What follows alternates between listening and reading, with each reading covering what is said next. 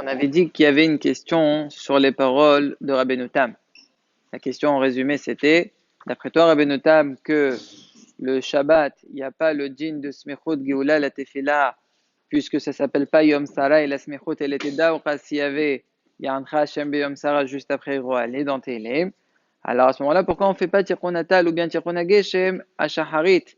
Et si tu vas me dire, parce qu'on ne peut pas être nafsik entre Géoula la Tfila, il faut être marqué comme disait le Yerushalmi, ça ne fonctionne pas d'après toi, puisque d'après toi, il n'y a pas le digne de Smichot Géoula la Tfila, Shabbat et Yom Tov. Alors, cette question, le Lama, il l'a remarqué, il la pose pas clairement. Si vous voyez dans Shulchan Aruch, son Lachon, il est comme ça. Qu'est-ce qu'il veut dire? Que même Rabbeinu Tam qui a permis, qui a dit qu'il n'y a pas le digne de Smichot Géoula la Tfila, parlait d'Aura de Shabbat. Mais Yom Tov, il faut faire attention, il faut être masmir. Et pourquoi? Voilà, c'est pas Yom Sarah. Réponse, oui, c'est aussi un petit peu Yom Sarah, Yom Tov. Ah bon, pourquoi? Le Rama, il continue. Il dit parce qu'il y a une Mishnah qui dit que les jours de fête, on est jugé. Par exemple, Pesach, pendant la fête de Pesach, on est jugé sur la tevoua. À la fête de Sukkot, on est jugé sur l'eau. À la fête de Shavuot, sur les pelot Haïlan. Donc, puisque c'est Yemedin, ça s'appelle Keren Yom Sarah.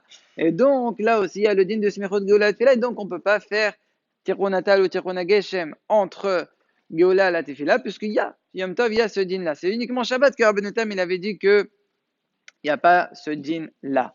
Mais de toute façon, après toute cette étude, c'est d'Aura pour le Rama et pour certains Ashkenaz. Parce qu'il y a aussi des Aharonais Ashkenaz qui ne sont pas possèdent comme le Rama, ils sont possèdent comme le Shulchan Aruch, qui ne fait pas la différence. Shabbat, Yom Tov, Hol, tout le temps, il y a le din de Smichot Geoula Letfila. Les Aharonim, c'est Shagatarié, Sharetchouva, Alamakom.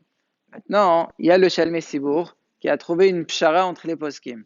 Lui, il dit, si tu entends un Kaddish le jour de Shabbat entre Geoula et Tfila, tu réponds. Pourquoi? Il fait un Safek Sfeka.